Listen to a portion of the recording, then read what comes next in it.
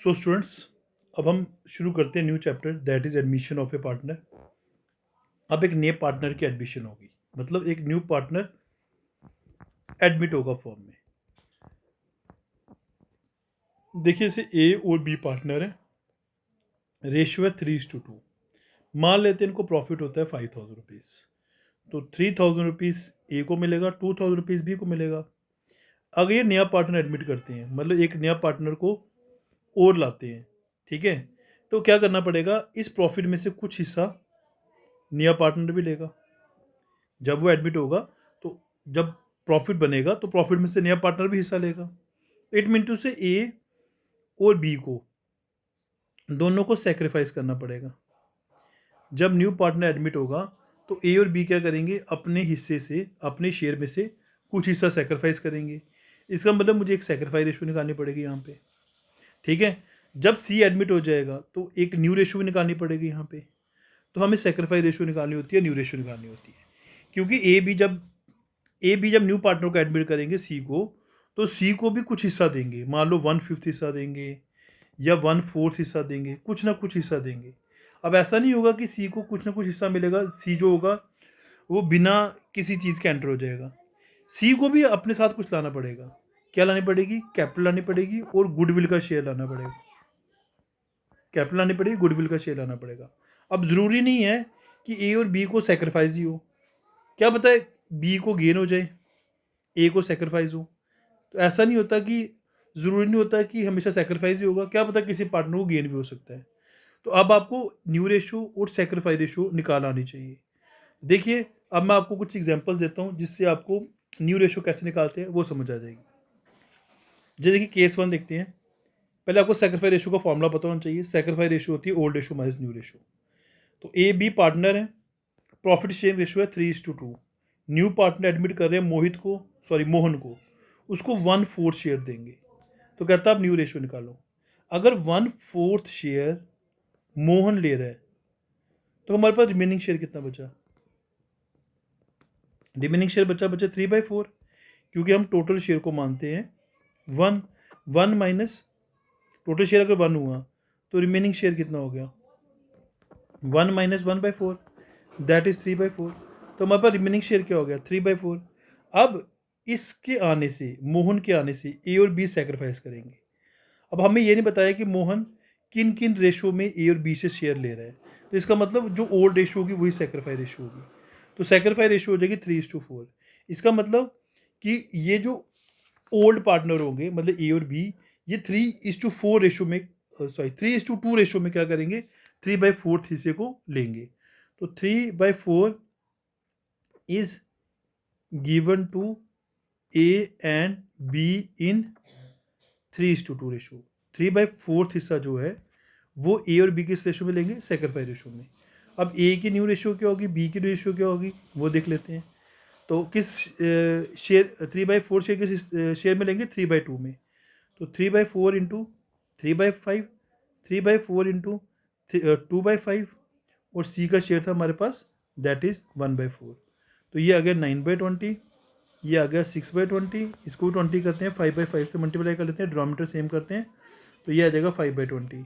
तो हमारी new ratio आ जाएगी बच्चे 9:6:5। ये केस 1 हमारा इस तरीके से आएगा। अब केस 2 पे आते हैं। ए बी पार्टनर है, रेशो है 5/9, 4/9। सी को एडमिट कर रहे हैं। ए कह रहा है मैं अपने शेयर का 2/9 शेयर, और बी कह रहा है मैं अपने शेयर का 1/3 शेयर जो है वो सी को दूंगा। यहाँ पे फ्रॉम हिज शेयर टू सी। ए कह रहा है जितना भी मेरा शेयर है मैं उसका 2/9 शेयर किसको दूंगा, सी को, और बी कहता है मैं 1/3 शेयर, 1/3, ठीक है, 1/3, सॉरी 1/3 नहीं, 1/3। ये कह रहा है मैं 1/3 शेयर जो होगा वो सी को दूंगा। इसका मतलब सी के पास कितना शेयर बन गया, सी ने 2/9 ए से लिया और 1/3 बी से लिया। अगर मैं 1/3 को 3/3 से मल्टीप्लाई कर लेता हूँ तो आसान हो जाएगा हमें कैलकुलेशन करना। 2/9 प्लस 3/9, तो सी का न्यू शेयर हो गया 5/9, ठीक है, मतलब सी का शेयर होगा 5/9, न्यू शेयर नहीं होगा, सी का शेयर होगा 5/9। अब ए का शेयर कितना था, 3/9। ए ने अपना कितना शेयर दिया सी को, 2/9, माइनस कर लेते हैं। तो ए का जो न्यू शेयर हुआ वो हुआ 1/9। बी का अपना शेयर कितना था, सॉरी ए का 5/9 था, सॉरी ए का 5/9 था, 5/9 से 2/9 माइनस किया 3/9।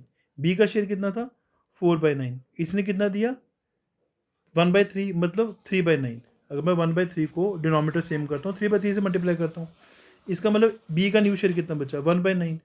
तो हमारी न्यू रेशियो क्या आ गई, ए की आई 3, बी की आई 1, सी की आई 5। तो हमारी न्यू रेशियो आ गई बच्चे 3:1:5। तो इस तरीके से हमारा केस नंबर सेकंड होगा, जब हमें बोला होगा कि ए ने इतना शेयर, ठीक है, अपना सेक्रीफाइस किया है सी के लिए, तो हम वो शेयर सी में ऐड कर देंगे, केस सेकेंड। ठीक है, अगर इसी टर्म के साथ मैं टी एच वर्ड यूज़ करूँगा, जैसे मैं बोलता हूँ 2/9 या 1/3, उस केस में कहता है अपने शेयर का 2/9 हिस्सा, फिर मल्टीप्लाई करेंगे आप, जैसे केस अगला बताता हूँ आपको मैं। ए बी पार्टनर है, प्रॉफिट शेयर रेशियो है 3:7, 7:3। सी एडमिट हुआ एज ए न्यू पार्टनर। ए ने कहा मैं अपने शेयर का 1/7 जो है वो सेक्रीफाइस करूंगा। बी ने कहा कि मैं अपने शेयर का 1/3 जो है सरेंडर करूंगा in case of in favour of C. A ने कहा जितना भी मेरा शेयर है, अब ए कह रहा है कि मेरा शेयर का जितना भी हिस्सा है उसका 1/7 जो होगा मैं सी को दे दूंगा। तो ए सरेंडर कितना कर रहा है, ए सरेंडर कर रहा है 1/7 ऑफ 7/10। इसका शेयर 7/10 था, तो दैट इज मल्टीप्लाई कर लेते हैं, 1/10। ए कह रहा है मैं 1/10 सरेंडर करूंगा, तो ए का न्यू शेयर कितना हो गया 7/10 माइनस 1/10, क्योंकि 1/10 इसे सरेंडर कर दिया, 6/10। बी कितना सरेंडर कर रहा है बी कह रहा है मैं 1/3 सरेंडर करूंगा। बी का शेयर कितना था 3/10 इंटू 1/3। ठीक है बच्चे, 3 से कटा, या 1/3 इंटू 3/10 कर दो, तो ये आ गया 1/10। बी भी 1/10 सरेंडर कर रहा है, तो बी का न्यू शेयर कितना होगा, बी का न्यू शेयर होगा 3/10 माइनस 1/10, दैट इज 2/10।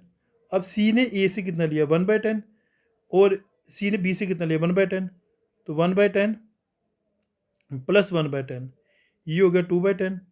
तो हमारी सी की न्यू रेशियो कितनी होगी, या सी की रेशियो क्या होगी 2/10। तो इसका मतलब हमारी न्यू रेशियो क्या है 6:2:2, दैट इज 3:1:1। तो हमारी जो न्यू रेशियो बनेगी वो बनेगी 3:1:1। तो ये 3 केसेस आपने याद रखने हैं।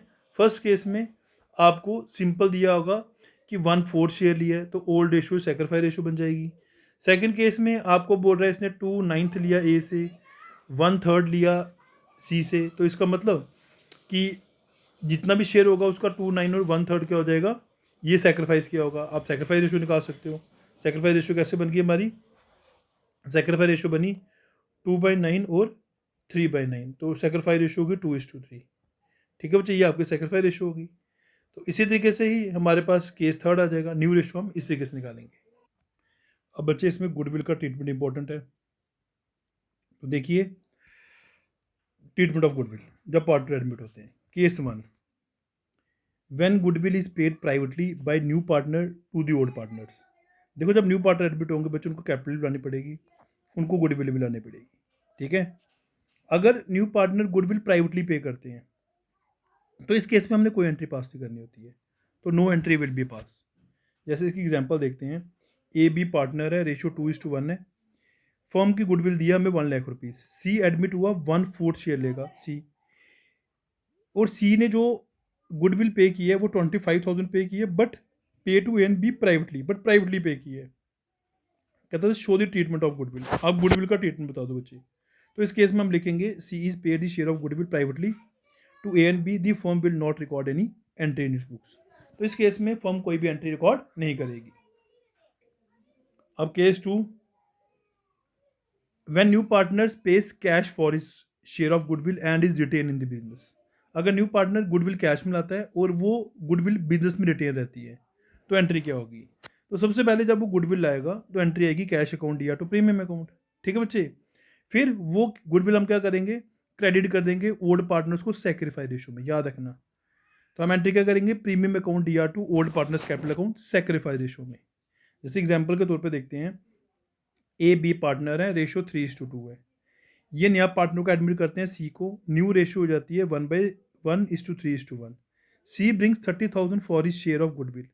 सी ने जो है 30,000 रुपीज़ गुडविल लाई है and 70,000 for his share of capital, और कैपिटल जो है उसने 70,000 लाई है। ठीक है बच्चे, 70,000 एज कैपिटल लाई है।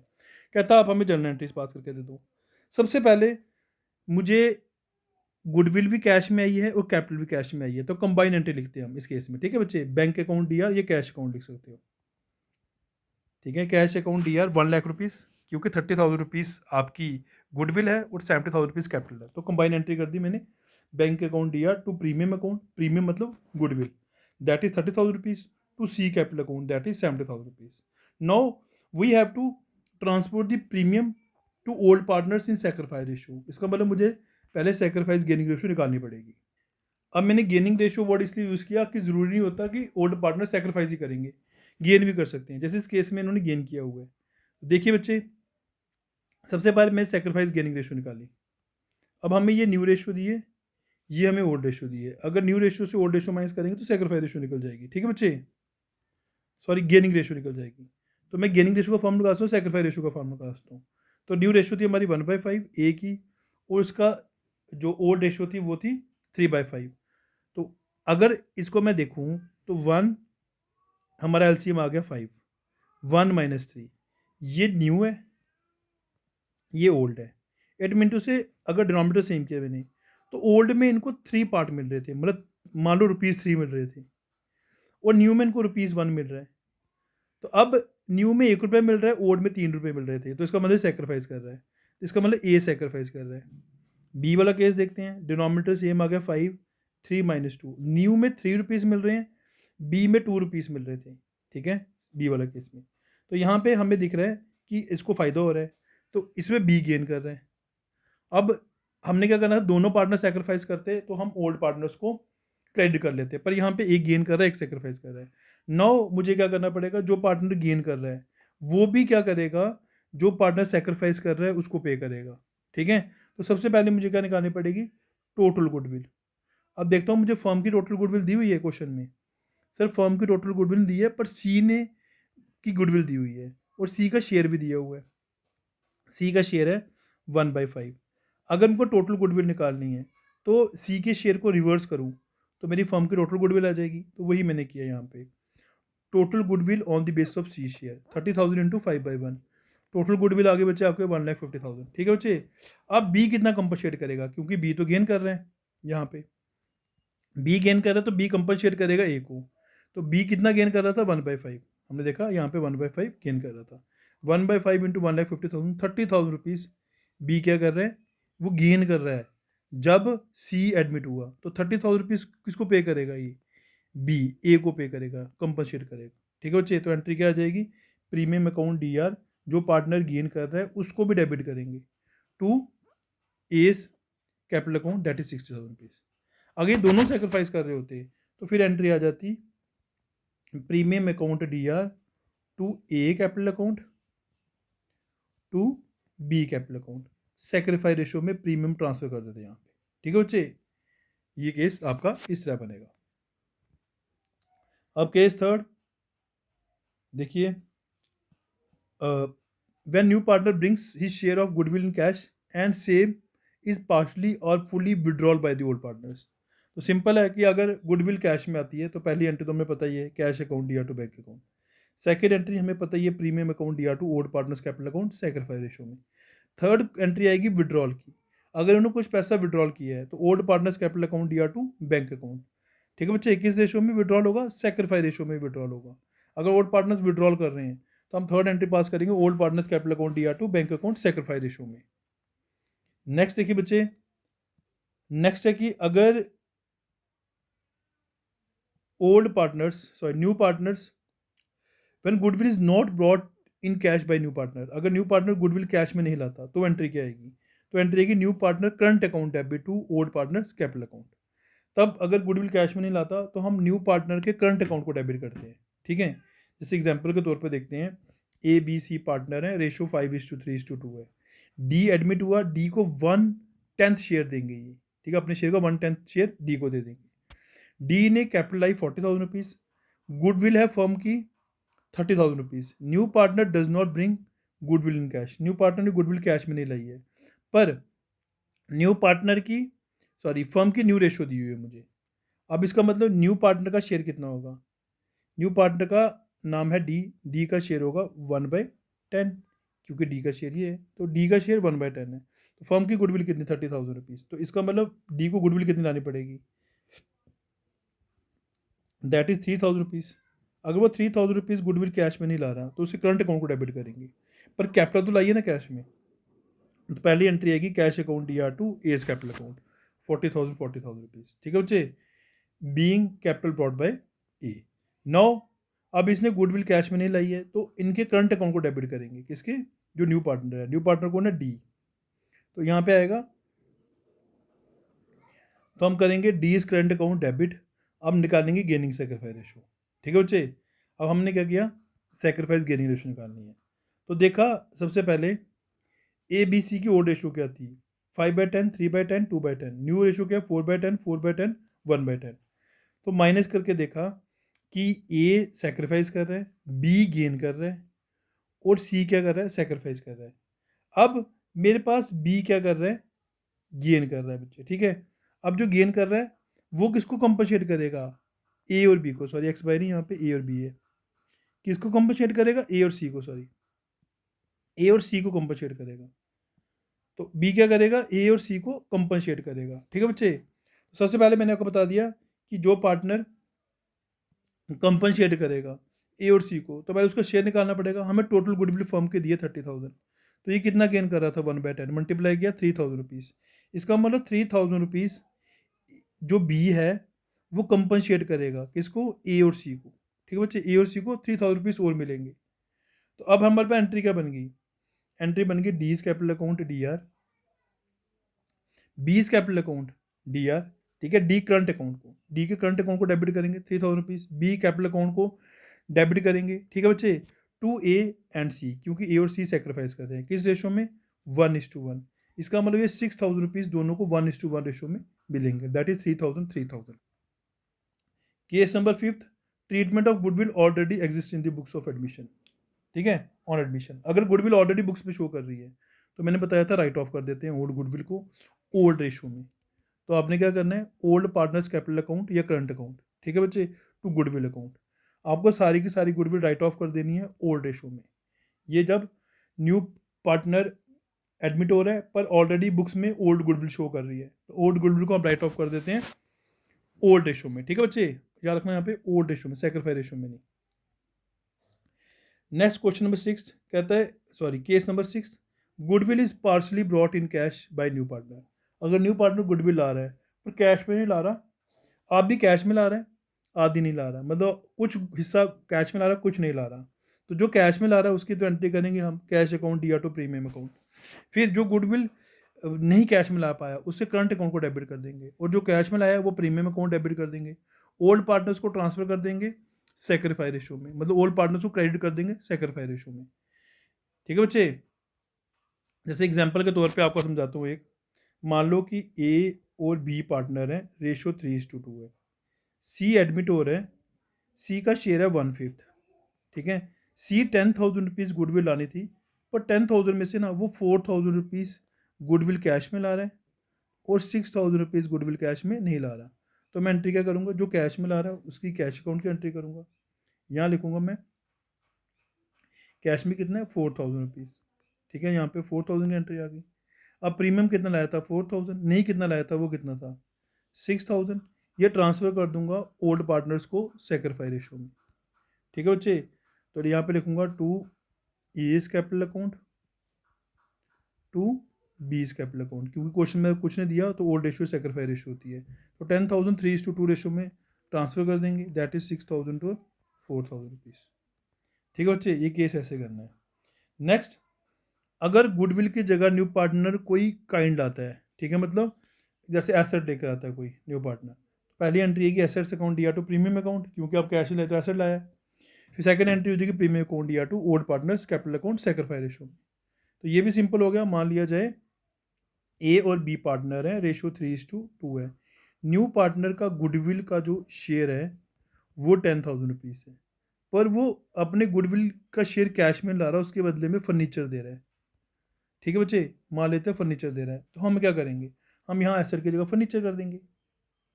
हम एंट्री करेंगे furniture account D are 10,000 rupees, 10,000 rupees, और ये 10,000 रुपीज़ क्या कर देंगे, ए और बी को ट्रांसफ़र कर देंगे या क्रेडिट कर देंगे 3:2 रेशो में, जैसे प्रीवियस मैंने आपको ये वाली एंट्री करके बताई थी। तो यहाँ पे प्रीमियम की जगह क्या आ जाएगा 10,000 रुपीज़, और ए बी को ट्रांसफ़र कर देंगे हम सेक्रीफाई रेशो में। तो यहाँ पे आप क्या करोगे, ये जो 10,000 का इसने फर्नीचर लाया है, ठीक है बच्चे, वो ट्रांसफ़र कर देंगे ओल्ड पार्टनर्स। ओल्ड पार्टनर्स कौन है, ए और बी, ठीक है। तो ए और बी को ट्रांसफ़र कर देंगे ये हम 3:2 रेशो में। ये क्वेश्चन ऐसे करेंगे। फिर next case number 8, old partners do not have goodwill but new partners have goodwill. अब कई बार ऐसा होता है कि ओल्ड पार्टनर्स के पास गुडविल नहीं होती बट न्यू पार्टनर के पास गुडविल होती है। मतलब ओल्ड पार्टनर्स का बिजनेस लॉस में चल रहा है, उनके पास गुडविल नहीं है, पर न्यू पार्टनर्स के पास गुडविल है। तो उस केस में हम क्या करते हैं, जो ओल्ड पार्टनर होते हैं वो न्यू पार्टनर को क्रेडिट करते हैं, ठीक है, क्योंकि ओल्ड पार्टनर लॉस में चल रहा है, तो चाहता है कि आप मेरी कंपनी ज्वाइन करो, मेरी कंपनी की गुडविल बढ़ जाएगी।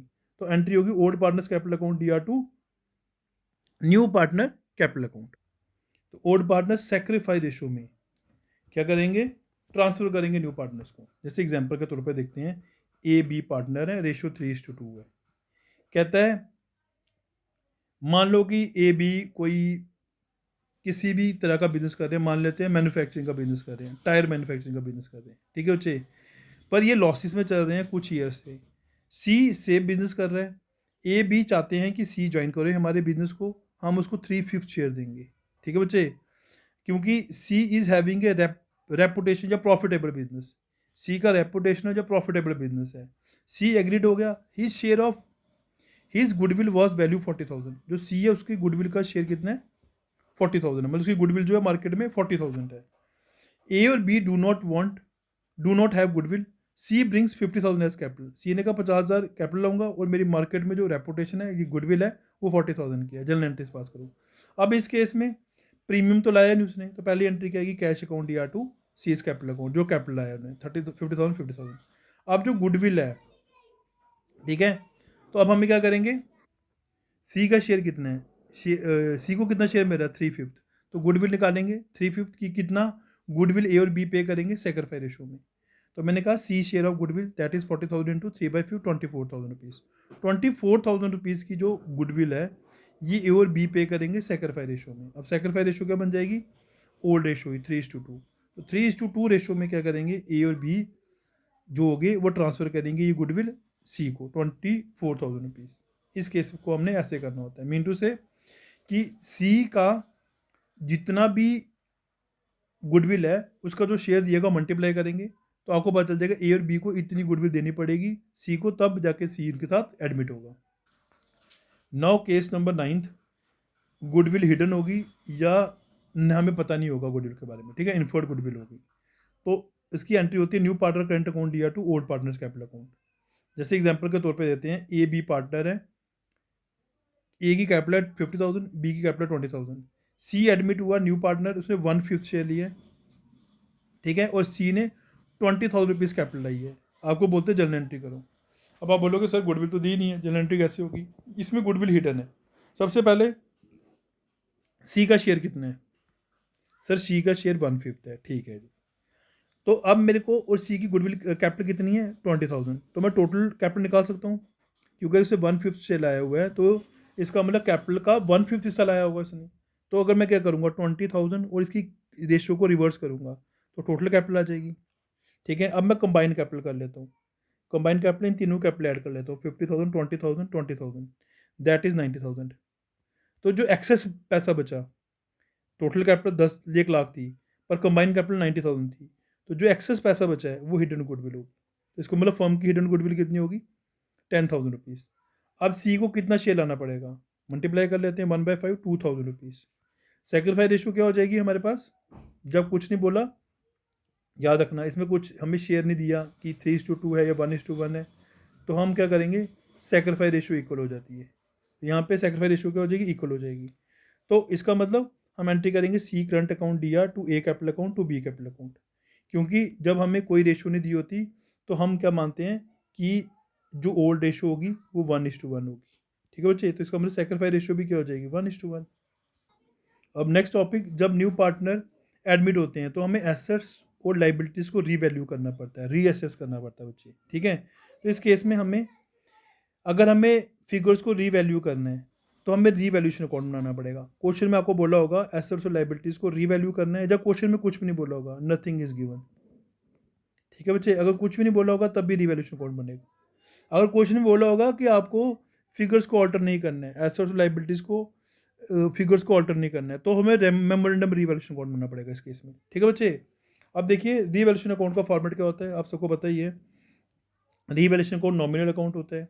अगर एसेट्स इंक्रीज होंगे तो क्रेडिट साइड आएंगे, अगर कोई क्लेम रिसीव करना होगा तो हमारा बच्चे क्रेडिट साइड आएगा, अगर लाइबिलिटी कम हो जाएगी तो क्रेडिट साइड आएगा, अगर बच्चे को प्रोविजन फॉर डाउटफुल डेट कम हो गए हैं तो क्रेडिट साइड आ जाएंगे, अगर एसेट्स इंक्रीज डिक्रीज हुए हैं, सॉरी, एसेट्स कम हो गए हैं तो डेबिट साइड आ जाएंगे, अगर प्रोविजन क्रिएट किया आपने तो डेबिट साइड आ जाएगा, अगर लाइबिलिटी इंक्रीज हुई है तो डेबिट साइड आ जाएगी, अगर आपकी क्रेडिट साइड बड़ी है डेबिट साइड छोटी है, इसका इनकम ज़्यादा है खर्चे कम है तो प्रॉफिट आ जाएगा, और अगर खर्चे ज़्यादा हैं इनकम कम है तो आपका लॉस आ जाएगा।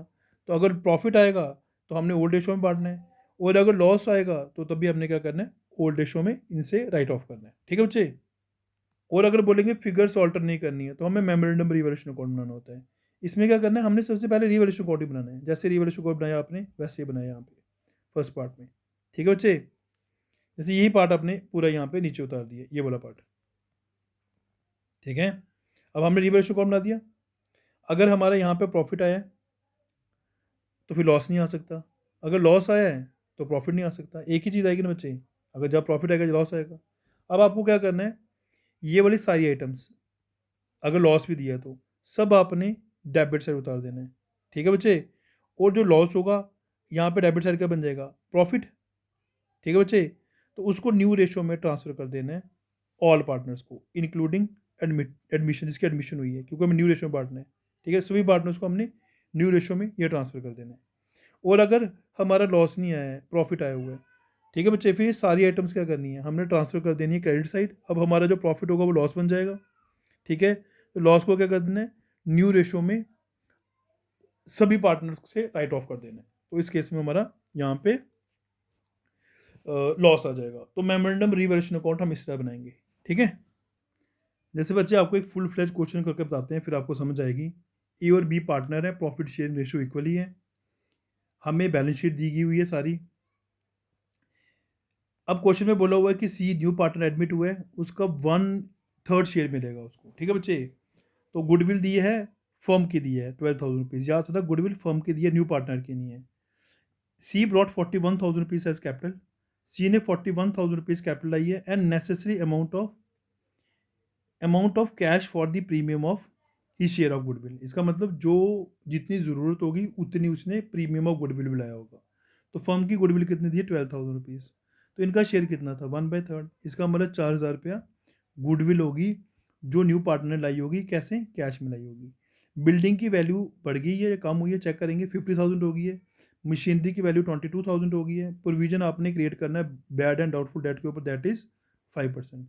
तो कहता है आप रिवैल्यूएशन अकाउंट बनाओ, पार्टनर्स कैपिटल अकाउंट बनाओ, बैलेंस शीट बनाओ। सबसे पहले बच्चे रिवैल्यूएशन अकाउंट बनाते हैं यहाँ पे, ठीक है। मैं रफ में आपको समझाता हूँ, शॉर्ट में आपको समझ आ जाएगी। सबसे पहले हमारी बिल्डिंग की वैल्यू कितनी होगी, 50,000 रुपीज़। बिल्डिंग है कितनी यहाँ पे, 45,000 रुपीज़। तो मेरी बिल्डिंग बढ़ गई है तो यहाँ पे आएगा by building account, that is 5,000 rupees. Amount particular, amount particular. फिर मशीनरी 22,000 हो गई है, मशीनरी कितनी थी, 25,500, 22,000 मतलब कम हो गई है, तो मशीनरी यहाँ पे आएगी to machinery account, that is 3,500। यहाँ पे अपने डेबिट कर दें, यहाँ क्रेडिट कर दें, ठीक है बच्चे। अब आपका प्रोविजन फॉर डाउटफुल डेट कितना हुआ, 5%। आपके पास डेटर्स कितने हैं, 8,000। 8,000 का 5% कितना होता है, 400 रुपीज़। इसका मतलब आपका जो प्रोविजन है वो कम हो गया हुआ है। अंदर कितना था, 500 रुपीज़, अब आपको कितना हो गया, 400। इसका मतलब कम हो गया है। तो प्रोविजन कम हो गया तो यहाँ लिखेंगे by provision account, that is 100 rupees. तो हमारा क्या आ जाएगा, यहाँ पे प्रॉफिट आ जाएगा 5,100 रुपीज़। यहाँ पे 5,100 रुपीज़ लिखा, यहाँ पे लिखा बाय प्रॉफिट ट्रांसफ़र ए और बी को किस रेशो में बचे, आपको रेशो दिए इक्वली, तो प्रॉफिट कितना आया 5100 में 35 माइनस किया 1600 रुपीज़। 1600 रुपीज़ हम ए और बी को ट्रांसफ़र कर देंगे ओल्ड रेशो में, तो इसका मतलब 800 रुपीज़ ए को, 800 रुपीज़ बी को। अब मुझे क्या बनाना है, पार्टनर्स कैपिटल अकाउंट। अब हमारा पार्टनर्स कैपिटल अकाउंट बनेगा, कितने पार्टनर हैं, 3 पार्टनर हैं। तो यहाँ लिखेंगे A B C, particular A B C, इसको मैं फास्टली कर रहा हूँ, तो आपने बट फॉर्मेट वहाँ पे बिल्कुल साफ सुथरे बनाने हैं, ठीक है बच्चे। तो सबसे पहले यहाँ पे बाय बैलेंस ब्रॉट डाउन, सबसे बैलेंस ब्रॉट डाउन करते हैं। हमें कैपिटल कितनी दी है बच्चे, 41,000 41,000 41,000 41,000 पीस। और देखो कोई रिजर्व्स तो नहीं दिए, नहीं दिए हैं, कोई गुडविल तो नहीं दी यहाँ पे, और गुडविल नहीं दिया, कोई प्रॉफिट लॉस तो नहीं दिया, नहीं दिया, ठीक है बच्चे। रीवैल्यूशन का प्रॉफिट कितना है, 800 rupees 800 rupees, Y revaluation account 800 rupees 800 rupees, ठीक है बच्चे। ये प्रॉफिट आ गया रीवैल्यूशन का। अब न्यू पार्टनर ने कैपिटल कितनी लाई थी, 41,000 रुपीज़, तो क्या एंट्री होती थी, कैश अकाउंट या to new partner capital account. तो यहाँ लिखो बाय कैश अकाउंट, तो सॉरी ये यहाँ पे आएंगी ए और बी की, यहाँ पे गलत होगा, ये आएगा 41,000, यहाँ पे 41,000, यहाँ आएगा 800 800, सी में नहीं आएगा, ठीक है जी। सी तो न्यू पार्टनर है, तो सी ने कितनी कैपिटल आई है, 41,000 रुपीज़। तो प्रीमियम कितना था, प्रीमियम था 4,000 रुपीज़, ठीक है बच्चे। प्रीमियम ट्रांसफ़र होगा पार्टनर्स को ओल्ड रेशो में, ठीक है, ए और बी को। तो कितना आएगा 2,000 रुपीज़ 2,000 रुपीज़, यहाँ पे 2,000 आएगा, यहाँ पे 2,000 आएगा, इसके अलावा और कुछ नहीं है। तो यहाँ पे हमारा टोटल आ जाएगा, that is 43,800 rupees 43,800 rupees 41,000 rupees. तो यहाँ पे आ जाएगा हमारा टू बैलेंस कैरी डाउन 43,800 43,800 41,000, ठीक है बच्चे। अब हम क्या बनाएंगे, बैलेंस शीट। तो ये ए और बी पार्टनर थे, मैंने गलती से वहाँ लिख दिया, आपको ये चीज़ समझनी चाहिए, ठीक है। तो अब हमारे पास आएगी लाइबिलिटी अमाउंट, एसेट्स अमाउंट। अब सबसे पहले लाइबिलिटीज़ में हम क्या करेंगे, जो हमें लाइबिलिटीज़ दी हुई हैं वो उतारेंगे, ठीक है बच्चे। जैसे आपको बिल पेबल दिए थे, क्रेडिटर्स दिए थे, वो उतारेंगे। क्रेडिटर्स 14,000 है, बिल पेबल 4,000 है, तो क्रेडिटर्स हैं हमारे पास 14,000, बिल पेबल है 4,000। अब कैपिटल कितनी है, 43,800 43,800 41,000, तो कैपिटल उतार लो ए बी सी की। यहाँ पे आ जाएगा आपके पास 43,800 43,800 41,000। अब एसेट्स उतारते हैं, एसेट्स में हमारे पास कैश दी थी, दैट इज़ 12,000। तो इन्होंने कैपिटल भी कैश में लाई है और गुडविल भी कैश में लाई है, वो कैश में ऐड कर देंगे हम, ठीक है बच्चे। तो आपके पास आ जाएगा 12,000 प्लस 41,000 जो न्यू पार्टनर ने कैपिटल लाई है, प्लस 4,000 रुपीज़ जो उन्होंने गुडविल लाई थी, ठीक है बच्चे। ये आएगा 57,000। तो यहाँ डेटर लिखेंगे, डेटर कितने थे, 8,000 रुपीज़। अब प्रोविजन लेस कर देंगे, प्रोविजन कितना हुआ था, 400 रुपीज़, 100 रुपये कम हो गया था, दैट इज़ 7,600, ठीक है बच्चे। स्टॉक हमें दिया हुआ है, स्टॉक दिया हमें, दैट इज़ 10,000 रुपीज़, स्टॉक आ जाएगा 10,000। स्टॉक के बाद मशीनरी हमारी कम हो गई थी, 25,500 में से 3,000 रुपीज़ कम हो गई थी हमारी, 3,500 कम हुई थी, सॉरी। तो ये 22,000 रुपीज़ हमारी मशीनरी आ जाएगी। तो बिल्डिंग हमारी बढ़ गई थी 5,000 रुपया, 45,000 थी, 5,000 बढ़ गई थी, तो ये आ जाएगी 50,000। तो यहाँ पे हम टोटल करेंगे इसको हम, तो ये टोटल किया, ये है 1,46,600, यहाँ पे 1,46,600। तो आपका ये बैलेंस शीट ऐसे बन जाएगी। तो बड़े इजी क्वेश्चन होंगे, आपने इसी तरीके से क्वेश्चन को प्रिपेयर करना है। अब बच्चे कैपिटल एडजस्टमेंट भी क्वेश्चन इंपॉर्टेंट है। तो पहला केस ए है हमारे पास बच्चे, कैपिटल एडजस्टमेंट में केस 1 जैसे मैंने बताया आपको, when old partners capital accounts are adjusted on the basis of new partners capital account. मतलब कि अब क्या होगा, आपको ना ओल्ड पार्टनर्स की कैपिटल को न्यू पार्टनर की कैपिटल के बेस के ऊपर एडजस्ट करना पड़ेगा। ठीक है बच्चे, जैसे कि एक एग्जाम्पल के थ्रू समझाता हूँ। ए बी पार्टनर है, रेशियो 3:2 है। सी एडमिट होता है 1/5 शेयर के साथ। सी ने 40,000 रुपीज़ कैपिटल पे किया है। अब मुझे ए और बी की ओपनिंग कैपिटल दी होगी। ठीक है बच्चे, जो पार्टनर्स कैपिटल अकाउंट में लिखेंगे हम। रीवैल्यूएशन का प्रॉफिट दिया हुआ है हमें। ठीक है, हमें कैपिटल रिजर्व भी दिया हुआ है। ठीक है, रिजर्व भी दिया हुआ है। और कहता है it was decided at the capital of the partners will be in their profit sharing ratio. इसका मतलब जो कैपिटल होगी वो एडजस्ट होगी न्यू प्रॉफिट शेयरिंग रेशियो में। ठीक है बच्चे, कोई भी सरप्लस या डेफिसिट होगा वो उनके करंट अकाउंट में अपने क्या करना है। अगर सरप्लस या डेफिसिट होगा वो करंट अकाउंट में जाएगा उनके। तो कहता है मुझे ना find out the capital of the partners and the amount transfer to their current account. Current account में कितना ट्रांसफर होगा उसी कैपिटल निकाल के बतानी है। तो बच्चे जब आपने पार्टनर्स कैपिटल अकाउंट बनाना होता है तो आपको पता होगा पार्टनर्स कैपिटल अकाउंट में हम क्या करते हैं, पार्टनर्स की कैपिटल लिखते हैं। जैसे हमारे पास 3 पार्टनर है यहाँ पे, A B C, credit side लिखते हैं। कैपिटल कितनी दी है 80,000 ए की, और बी की कितनी दी है 30,000 रुपीज़। रिजर्व्स क्या करते थे हम, प्रॉफिट 3:2 रेशो में ट्रांसफ़र कर देते हैं। 10,000 रुपीज़ ए का और 5,000 रुपीज़ बी का। और प्रॉफिट रिजर्व कितने 20,000, वो भी हम क्या कर देंगे 3:2 रेशो में ट्रांसफ़र कर देंगे। प्रॉफिट 9 और 6 आएगा। प्रॉफिट आपका 9,000 और 6,000 आएगा।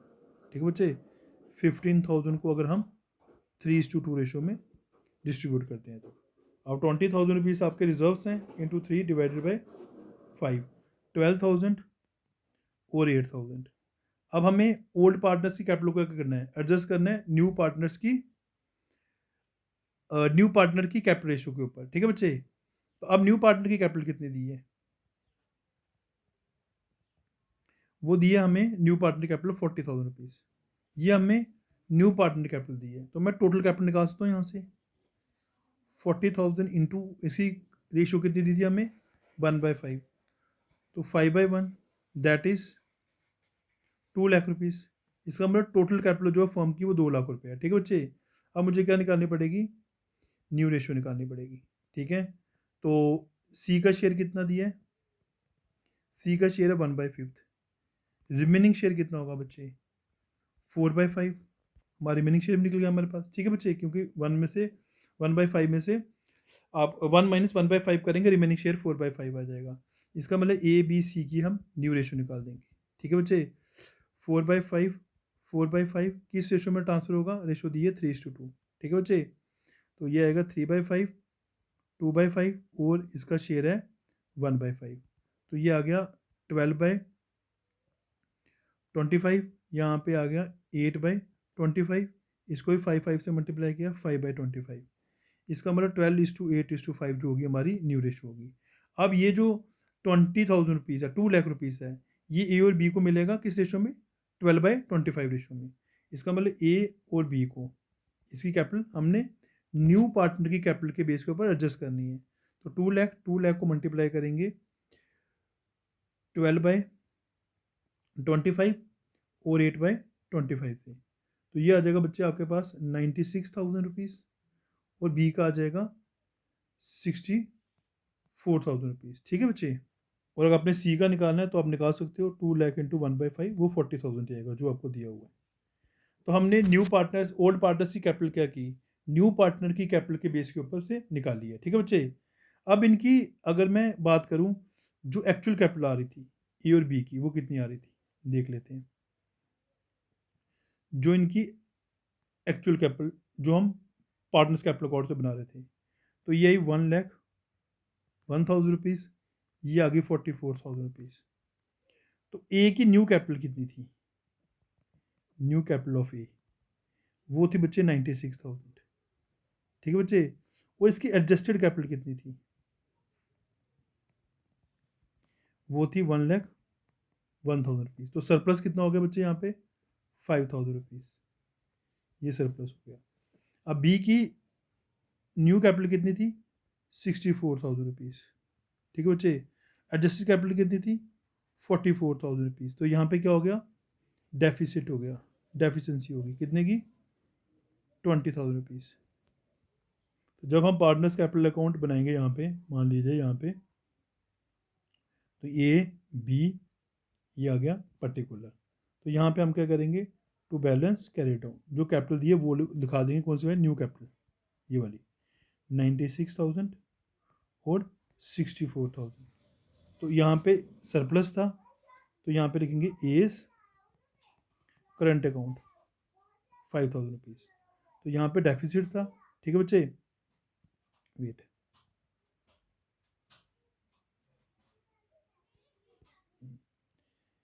तो यहाँ पे पर्टिकुलर कर लेते हैं। तो यहाँ पे हम क्या करेंगे, बाय 20 करंट अकाउंट, ठीक है, बी के करंट अकाउंट में ले दिए कितना, दैट इज 20,000 रुपीज़। तो ये इस तरीके से हम कैपिटल एडजस्टमेंट करेंगे अगर हमें न्यू पार्टनर की कैपिटल के बेस के ऊपर ओल्ड पार्टनर की कैपिटल एडजस्ट करनी है आपको, ठीक है बच्चे। तो एंट्री क्या पास होगी, एंट्री बता देता हूँ, एस, ये सरप्लस वाली एंट्री है, S capital account DR2 S current account कितना 5,000 5,000, 20 current account DR2 20 capital account that is 20,000 rupees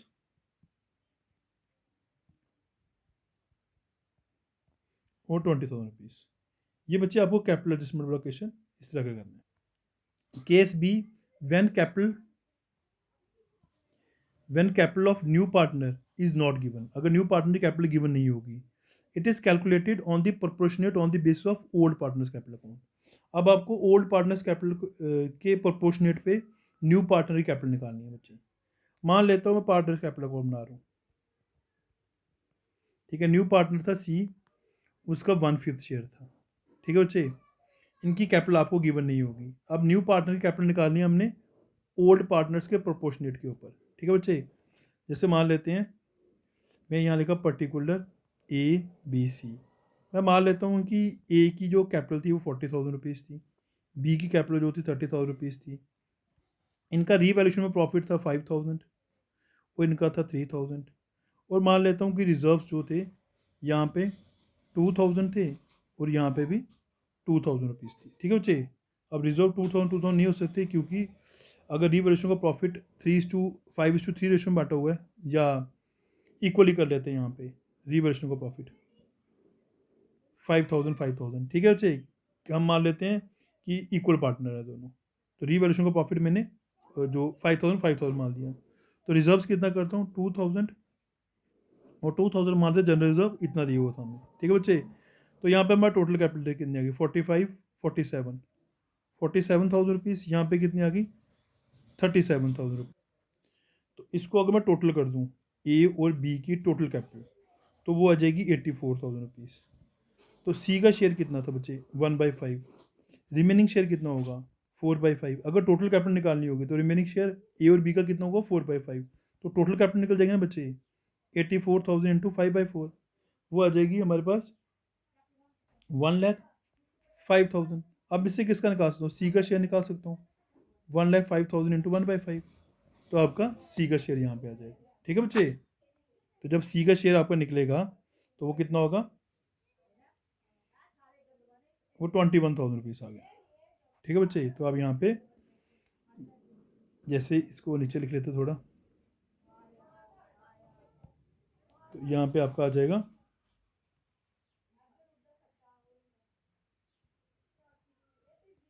bye cash account that is 21,000 rupees. ये कैपिटल एडजस्टमेंट है जो एडमिशन के टाइम पर आपको क्वेश्चन पूछा जा सकता है। अब बच्चे नेक्स्ट चैप्टर हमारा that is retirement and death of A partner. अब क्या होगा, यहाँ पे कोई पार्टनर फॉर्म छोड़कर चला जाएगा या किसी पार्टनर की डेथ हो जाएगी। जैसे हमने पिछले केस में पढ़ा था एडमिशन होती है, जैसे यहाँ पे ABC पार्टनर है, रेशो 5:3:2 है, सी जो है वो रिटायर हो रहा है या उसकी डेथ हो रही है, ठीक है बच्चे। अब ए और बी को क्या होगा, सी का शेयर मिलेगा क्योंकि इसका शेयर कौन लेंगे, रिमेनिंग पार्टनर। तो ए और बी को क्या होगा, गेन होगा। तो यहाँ पे हमें गेनिंग रेशो निकालनी है, ठीक है बच्चे। जब सी चला जाएगा तो हमें न्यू रेशो भी निकालनी है। तो अब आपको गेनिंग रेशो यहाँ पे न्यू रेशो वाला कंसेप्ट देखना है, क्योंकि जब पार्टनर रिटायर होगा तो रिमेनिंग पार्टनर को फायदा होगा। तो यहाँ पे हम gaining ratio and new ratio वाले कंसेप्ट देखें। तो अगर बच्चे मुझे न्यू रेशो निकालनी है तो उसका फॉर्मूला होगा old ratio plus gain ratio, जितना गेन किया होगा वो ऐड कर देंगे न्यू रेशो में। तो गेनिंग रेशो में बताइए new ratio minus old ratio. अब मैं केसेस बताता हूँ आपको, तो आपको समझ आ जाएगी। जैसे एक्स वाई जेड पार्टनर है, रेशो है 5:3, 5:4:3। कहता है calculate new ratio if Z retire. अगर बच्चे जेड रिटायर हो जाएगा ये, ठीक है, मतलब जेड चला गया तो मुझे न्यू रेशो निकालनी है। तो आपकी न्यू रेशो पता है कितनी होगी बच्चे? 5:4। क्यों? क्योंकि यहाँ पे इन्होंने कुछ नहीं बोला कि जेड के रिटायर होने से ए और बी इस शेयर में गेन करेंगे। तो इसका मतलब ये जो रिमेनिंग शेयर होगा ना बच्चे, यही हमारी गेनिंग रेशो होगी, ठीक है, और यही न्यू रेशो होगी। जब क्वेश्चन में कुछ नहीं बोला गया होगा, सिंपल बोला है कि जेड रिटायर हो गया, तो कुछ नहीं बोला कि जेड का शेयर ए और बी इस रेशो में लेंगे, ठीक है, कोई हमें गेनिंग रेशो नहीं दी हुई है। तो उस केस में हमारी न्यू रेशो भी ओल्ड रेशो बन जाती है, गेनिंग रेशो भी हमारी ओल्ड रेशो बन जाती है। पर अगर क्वेश्चन बोर्ड में पूछा जाएगा तो हमें इसको सॉल्व करके दिखाना पड़ेगा, अगर ये क्वेश्चन 4 मार्क्स में आएगा, ठीक है बच्चे। तो 4 हम कैसे करेंगे, देखिए, अब जेड रिटायर हो गया हुआ है तो हम लिखेंगे Z share acquire by X and Y in 5:4 ratio में। क्यों? क्योंकि गेनिंग रेशो क्या बन जाएगी, जो रिमेनिंग रेशो बची होगी, ठीक है। जब कुछ नहीं बोला तो गेनिंग रेशो में रिमेनिंग रेशो बची जाएगी। अगर इसने बोला होगा जेड रिटायर हो गया, अगर ऐसे बोलता जेड रिटायर, वो हिज शेयर टेकन बाय, अगर क्वेश्चन बोला होगा his share taken by X and Y in 3:1 ratio, तो ये गेनिंग रेशो हो जाती है हमारी। अगर बोलता 1:1 रेशो तो ये गेनिंग रेशो हो जाती। पर यहाँ पे कुछ नहीं बोला तो अब क्या हो जाएगी, जो रिमेनिंग रेशो बची होगी वही हमारी गेनिंग रेशो हो जाएगी। तो जेड का शेयर एक्स और जेड 5:4 रेशो में एक्वायर करेंगे। इसका मतलब जेड का शेयर एक्स कितना एक्वायर करेगा, जेड का शेयर है कितना 3/12 इंटू 5/9, और जेड का शेयर वाई कितना एक्वायर करेगा, जेड का शेयर है कितना 3/12 इंटू 4/9, ठीक है बच्चे। ये आ जाएगा 15/108, यहाँ पे आ जाएगा आपका 12/108। इसका मतलब एक्स का न्यू शेयर कितना हो जाएगा, एक्स का अपना शेयर कितना था 5/12 प्लस 15/108, ठीक है बच्चे, ये न्यू शेयर बन जाएगा एक्स का। अब वाई का अपना शेयर कितना था 4/12 प्लस कितना शेयर मिला इसको 12/108, तो ये वाई का न्यू शेयर बन जाएगा। इस तरीके से बच्चे आपको आपकी न्यू रेशो निकलेगी। केस सेकंड देख लो, एक्स वाई जेड पार्टनर है, रेशो 3:5:7 दी है। कहता है कि जेड रिटायर हो गया, his share taken by X and Y in 3:1 ratio, तो इसका मतलब ये आपकी गेनिंग रेशो होगी। अब सिंपल दिया हुआ कि जेड का शेयर जो है ना एक्स और वाई 3:1 रेशो में एक्वायर करेंगे। इसका मतलब जेड का शेयर एक्स कितना एक्वायर करेगा, जेड का शेयर है कितना 7/15, तो एक्स कितना लेगा 3/4, ठीक है बच्चे, दैट इज 20/60। अब जेड का शेयर वाई को कितना मिलेगा, जेड का शेयर कितना है 7/50 इंटू किस रेशो में 3:1, मतलब 1/4, दैट इज 7/60। अब ये शेयर क्या कर देंगे, एक्स और वाई के ओल्ड शेयर में ऐड कर देंगे। तो एक्स का ओल्ड शेयर कितना है 3/15 प्लस 21/60। तो जेड का ओल्ड शेयर कितना है, सॉरी वाई का ओल्ड शेयर है हमारे पास 5/15 प्लस न्यू शेयर कितना है 7/60। तो आपकी इनकी इस तरीके से न्यू रेशो निकल जाएगी, ठीक है बच्चे। केस एक और देख लेते हैं। ए बी सी पार्टनर हैं, प्रॉफिट शेयरिंग रेशो 9:5:4 दी है, बी रिटायर हो गया है। कहता है ही शेयर टेकन इंटायरली बाय सी, इसका पूरा शेयर सी ने ले लिया है, ठीक है बच्चे।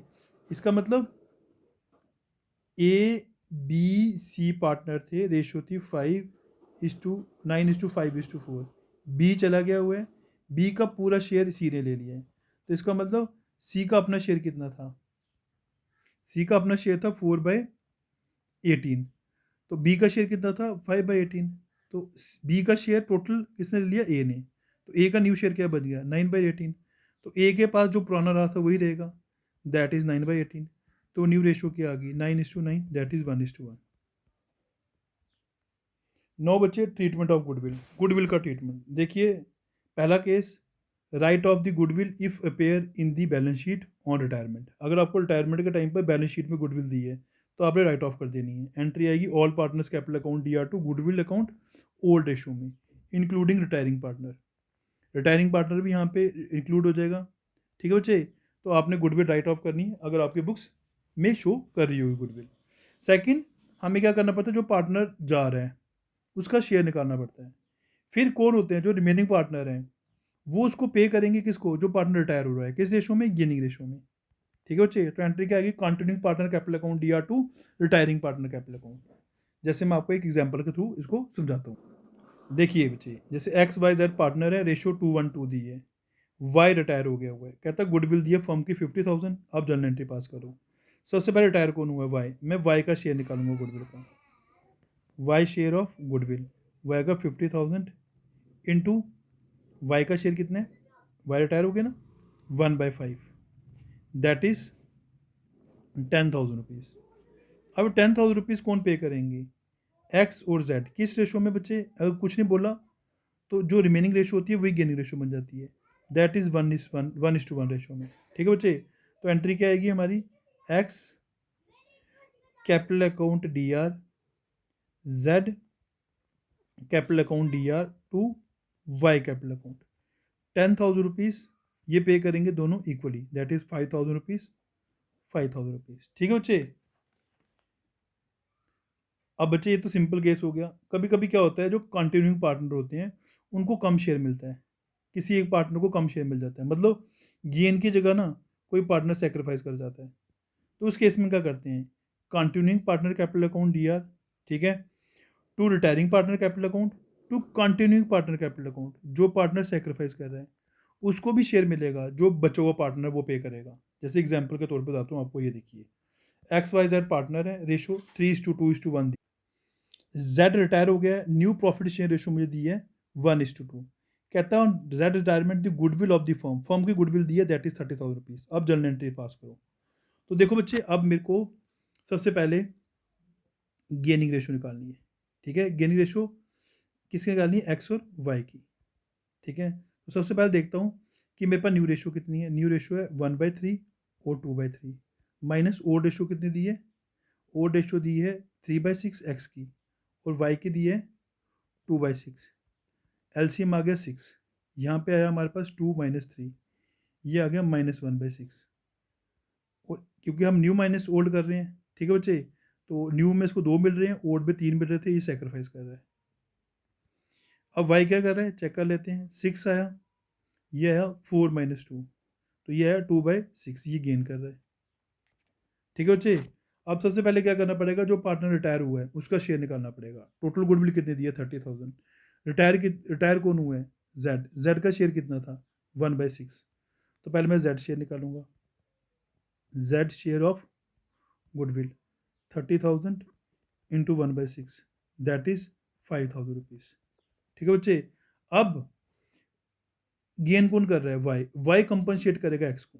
ठीक है, वाई कंपनसेट करेगा, क्योंकि जेड के जाने से वाई को फायदा हो रहा है, तो वाई को कंपनसेट करना पड़ेगा, किसको, एक्स को। ठीक है, तो 30,000 किस, कितना, वाई को कंपनसेट करना पड़ेगा एक्स को, एक्स कितना सेक्रीफाइस कर रहा है, 1/6, तो ये भी 1/6 निकालेंगे। जितना वाई सेक्रीफाइस कर रहा है उतना कंपनसेट करना पड़ेगा, सॉरी, जितना एक्स सेक्रीफाइस कर रहा है उतना कंपनसेट करना पड़ेगा वाई को, तो दैट इज़ 5,000 रुपीज़। तो वाई को 5,000 रुपीज़ कंपनसेट करना पड़ेगा एक्स को, क्योंकि एक्स सेक्रीफाइस कर रहा था, दैट इज़ 1/6। तो हमारी एंट्री क्या पास हो जाएगी, एंट्री पास होगी Y capital account D R to X capital account to Z capital account. अब वाई को कितना कंपनसेट, 5,000 रुपीज़ ये और 5,000 rupees goodwill, that is 10,000 rupees. 5,000 rupees X को और 5,000 रुपीज़ जेड को। ठीक है बच्चे, क्योंकि ये पार्टनर जेड तो रिटायर हो रहा है, वो तो 5,000 रुपीज़ तो देने देना है, ये गुडविल का उसका। ठीक है बच्चे, उसका शेयर, और एक्स को सेक्रीफाइस करना पड़ रहा है जेड के रिटायर होने से, तो जितना एक्स सेक्रीफाइस कर रहा है वाई वो भी कंपनसेट करेगा। तो ये वाली एंट्री इस तरह हम पास करेंगे। अब इसमें बच्चे आपको हिडन गुडविल का कंसेप्ट आ सकता है। हिडन गुडविल का फॉर्मूला होता है lump sum amount paid on retirement minus actual due to him, actual amount paid to him. ठीक है बच्चे, तो क्वेश्चन एग्जाम्पल को तो समझते हैं। एक ए बी सी पार्टनर है, रेशो 4:3:3 दी है। सी रिटायर हो गया फर्म से, ठीक है बच्चे, मतलब सी चला गया हुआ है, तो हमारे पास गेनिंग रेशियो क्या आई, 4:3। कहता है his capital was 80,000 and his share in reserves and profit from revaluation is 40,000 rupees. तो सी रिटायर हो गया, सी को जो अमाउंट ड्यू है इसके ऊपर, ठीक है बच्चे, वो था 80,000 रुपीज़ प्लस 40,000 रुपीज़, ठीक है, टोटल हो गया 1,20,000 रुपीज़, ये अमाउंट ड्यू था। However the continuing partner agree to pay 1,55,000 rupees. जो कंटिन्यूइंग पार्टनर हैं वो एक्चुअली कितना पे कर रहे हैं उसको, एक्चुअल अमाउंट पेड वो 1,55,000 रुपीज़ पे कर रहे हैं। इसका मतलब जो एक्स्ट्रा पे कर रहे हैं वो गुडविल होगी, तो हम हिडन गुडविल निकाल लेंगे यहाँ पे बच्चे। हिडन गुडविल कितनी आ जाएगी, actual amount paid minus amount due, that is 1,20,000 rupees. तो ये आ जाएगी आपके पास 35,000 रुपीज़। तो हिडन गुडविल कितनी आ गई, 35,000 रुपीज़। कौन पे करेंगे, रिमेनिंग पार्टनर्स, किस रेशो में, 4:3 रेशो में। तो एंट्री क्या आ जाएगी, एस कैपिटल अकाउंट DR, बीस capital account DR2, seize capital account. ठीक है बच्चे, तो ये आ जाएगा आपके पास 20,000, 15,000, 35,000। तो ये आपका हिडन गुडविल वाला कंसेप्ट भी आपको क्लियर हो गया। अब जब पार्टनर रिटायर होते हैं फिर हमें क्या करना पड़ता है, रीवैल्यूएशन अकाउंट बनाना पड़ता है। अगर रीवैल्यूएशन तब अकाउंट बनाना है जब वो एसेट्स और लाइबिलिटीज़ की वैल्यू को रीवैल्यू करना है। ठीक है बच्चे, तो अगर क्वेश्चन में कुछ भी नहीं बोला गया हो तब भी रीवैल्यूएशन अकाउंट बनाना हमने। अगर क्वेश्चन में बोला गया हुआ है कि आपको फिगर्स को रीवैल्यू नहीं करना है तो आपको मेमोरेंडम रीवैल्यूएशन अकाउंट बनाना है, मैंने आपको बताया था मेमोरेंडम रीवैल्यूएशन अकाउंट। तो अगर आपको फिगर्स ऑल्टर नहीं करनी है तो मेमोरेंडम रीवैल्यूएशन अकाउंट बनाना पड़ता है। रीवैल्यूएशन हमारा नॉमिनल अकाउंट होता है, सेम वही, एसेट्स इंक्रीज होंगे, क्लेम रिसीव होंगे, लाइबिलिटी डिक्रीज होगी, प्रोविजन कम हो गया, और अगर एसेट डिक्रीज हुए, प्रोविजन इंक्रीज हुआ, जब फर्दर क्रिएट हुआ, लाइबिलिटी इंक्रीज हुई तो वो डेबिट साइड आ जाएगी। ठीक है, यहाँ पे क्रेडिट साइड इनकम्स आ जाएंगी। तो अगर क्रेडिट साइड बड़ी है, डेबिट साइड छोटी है, तो हमारे पास क्या आ जाएगा बच्चे, प्रॉफिट। और अगर डेबिट साइड बड़ी है, क्रेडिट साइड छोटी है, तो हमारे पास क्या आएगा, लॉस। तो डेबिट और लॉस, जो चाहे लॉस हो चाहे प्रॉफिट होगा, ओल्ड रेशो में क्या करेंगे, उसको हम डिस्ट्रीब्यूट करेंगे। प्रॉफिट होगा डिस्ट्रीब्यूट करेंगे या मतलब ट्रांसफर करेंगे पार्टनर्स को, और अगर लॉस हुआ तो उनसे हम उनको डेबिट कर देंगे पार्टनर्स कैपिटल अकाउंट में। ठीक है बच्चे, अब एग्जाम्पल के तौर पे क्वेश्चन समझते हैं। एक जैसे ABC पार्टनर है, रेशो 2:2:1 दी हुई है, बैलेंस शीट दिया 31/3/2024 को, ये बैलेंस शीट दी है मुझे। ठीक है बच्चे, अब मुझे क्वेश्चन दिया हुआ है कि गुडविल की वैल्यू ये है, 1/3 स्टॉक की वैल्यू ये है, customer owing 3,000 rupees become insolvent, one supplier surrender his claim 1,000 rupees due on him, B will paid after 2 years, revaluation account बनाओ, पार्टनर्स कैपिटल अकाउंट बनाओ, बैलेंस शीट बनाओ। तो देखिए बच्चे, सबसे पहले इसको हम सॉल्व करके दिखाता हूँ आपको मैं, कि रिटायरमेंट वाले केस में revaluation account, partners capital account और बैलेंस शीट कैसे बनाते हैं। तो इसको मैं तो रफ बना रहा हूँ, आपको बोर्ड में इसको फेयर वे में बनाना है। सबसे पहले स्टॉक की वैल्यू देख लेते हैं। 1/3 स्टॉक की वैल्यू 4,700 आ गई है। स्टॉक कितना था, 50,000, 15,000, 15,000 का 1/3 कितना हुआ, 5,000। 5,000 स्टॉक की वैल्यू कितनी होगी, 4,700। इसका मतलब स्टॉक कम हो गया है। तो यहाँ लिखेंगे to stock account, that is 300 rupees. ठीक है बच्चे, फिर कहते हैं customer owing 3,000 rupees become insolvent. एक कस्टमर जिसे हमें 3,000 रुपये लेना था वो इंसॉल्वेंट हो गया, इसका मतलब हमारा बैड डेट हो गया, पैसा डूब गया हमारा, तो डेटर कम हो गई। तो यहाँ पे आएगा to bad debts, that is 3,000 rupees. फिर कहते हैं एक सप्लायर है, उसने अपना क्लेम माफ कर दिया, इसका मतलब लाइबिलिटी कम होगी आपकी, तो यहाँ लिखेंगे बाय क्रेडिटर्स।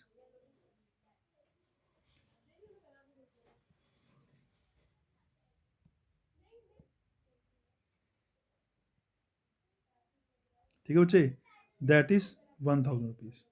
तो हम टोटल करेंगे यहाँ पे, यहाँ सामने दिख रहा है कि लॉस हुआ है 3,300 रुपीज़, यहाँ लिखेंगे बाय लॉस ट्रांसफ़र। यहाँ पे अपने बच्चे फॉर्मेट पूरा बनाना है, पर्टिकुलर अमाउंट, पर्टिकुलर अमाउंट। तो लॉस ट्रांसफ़र कर देंगे पार्टनर्स को, ABC पार्टनर है, 2:2:1 रेशो में। ठीक है बच्चे, जो उसकी हमें ओल्ड रेशो दी है ABC, तो लॉस कितना है आपका, लॉस है 2300।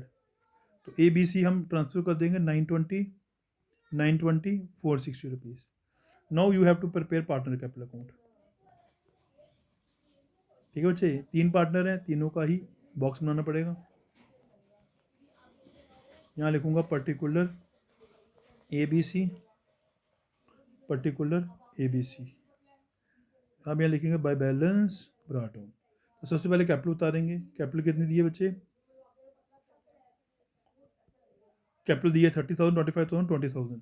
रिजर्व्स नहीं दिए हैं यहाँ पे ओल्ड गुडविल दी हुई है, तो ओल्ड गुडविल राइट ऑफ कर देंगे ओल्ड रेशो में। ठीक है बच्चे, तो सबसे पहले हम कैपिटल उतारेंगे। कैपिटल है आपकी 30,000 रुपीज़, 25,000 रुपीज़, 20,000 रुपीज़। यहाँ लिखेंगे टू गुडविल अकाउंट, जो हमें गुडविल बैलेंस शीट में दिए, राइट ऑफ कर देंगे ओल्ड रेशो में। तो वो आएगी 16,000, 16,000, 8,000 रुपीज़, क्योंकि गुडविल आपको बैलेंस शीट में 40,000 रुपीज़ दी थी। 40,000 में राइट ऑफ कर दी थी ओल्ड रेशो में। ओल्ड रेशो थी हमारे पास 2:1 रेशो में। ये अपने वर्किंग नोट में बताना है इनको। ठीक है बच्चे, फिर उसके बाद आपने रीवैल्यूशन का आपको लॉस हुआ था, तो यहाँ लिखो टू रीवैल्यूशन अकाउंट। वो लॉस हुआ था 920, 920, 460। ठीक है बच्चे, अब गुडविल कितनी दी है बच्चे हमें, 30,000 रुपीज़।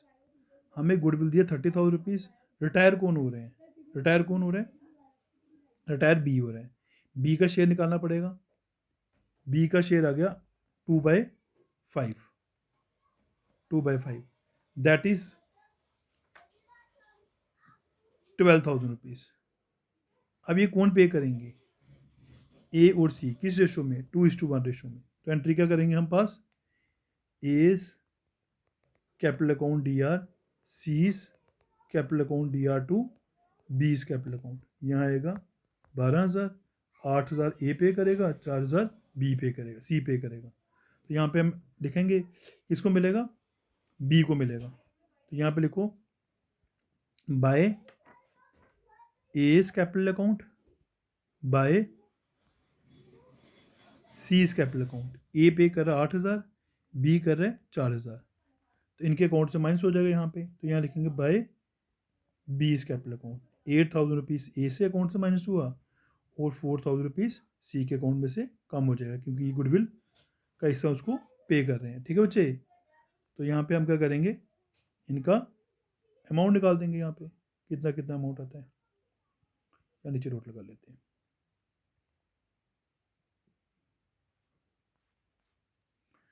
तो ये आ गया आपका बच्चे 30,000, 37,000, 20,000।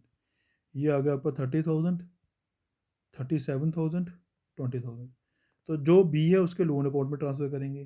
ठीक है, क्योंकि वो रिटायर हो रहे हैं, तो अमाउंट उसके लोन अकाउंट में ट्रांसफ़र होगा। जैसे 20,080 रुपीज़ माइनस किया हमने। ठीक है बच्चे, तो बाकियों का हम क्या करेंगे, उनके कैपिटल अकाउंट में कर देंगे बाय बैलेंस कैरी डाउन। ठीक है बच्चे, 50807540।